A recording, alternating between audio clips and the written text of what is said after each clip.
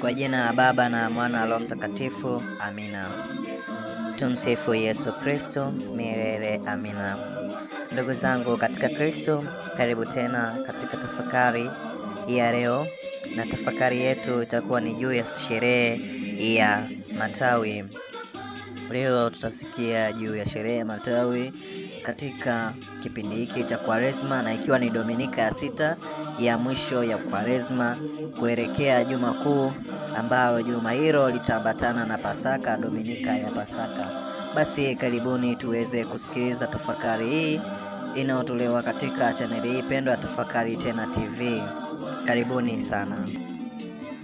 Sherehe ya matawi ni sherehe ya kipekee katika kalenda ya Kanisa Katoliki, na ndiyo inaanza na kipindi cha wiki kuu, yani Juma Kuu, kwa Kiingereza Holy Week, ambacho kinahusisha na matukio ya mwisho ya maisha ya Kristo Yesu, ikiwa ni pamoja na mateso, kifo, ufufuko wake. Sherehe hii inatuonyesha kumkaribisha Yesu kama mfalme na mkombozi, huku pia ikitufundisha kuhusu mabadiliko ya kiroho, kutii kwa Mungu na maana ya wokovu wetu kwake Mwenyezi Mungu. Katika sherehe hii ya matawi tunakumbuka tukio la Yesu kuingia mjini Yerusalemu kwa kutumia punda, akifuatwa na umati wa watu waliomwita mfalme kwa kumwambia na kumwimbia Hosana, mbarikiwa yeye ajaye kwa jina la Bwana. Ni Injili ya Mathayo sura 21 aya 9. Lakini pia tukio hili linatufundisha kuhusu njia ya msalaba, na kwamba wokovu wetu ulipatikana kupitia mateso na kifo cha Yesu Kristo.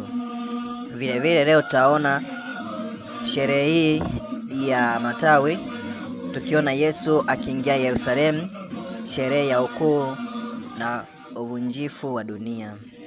Katika tukio hili Yesu alikuwa kama mfalme, lakini kwa njia ya upole alikataa kiti cha enzi cha kifalme cha dunia, na badala yake alichagua mwanapunda, ishara ya unyenyekevu na huduma kwa wengine.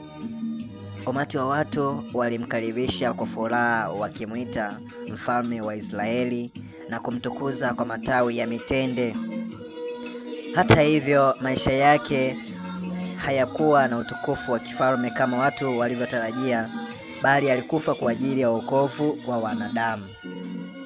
Ukisoma katika Injili ya Mathayo sura 21 aya 5 inasema,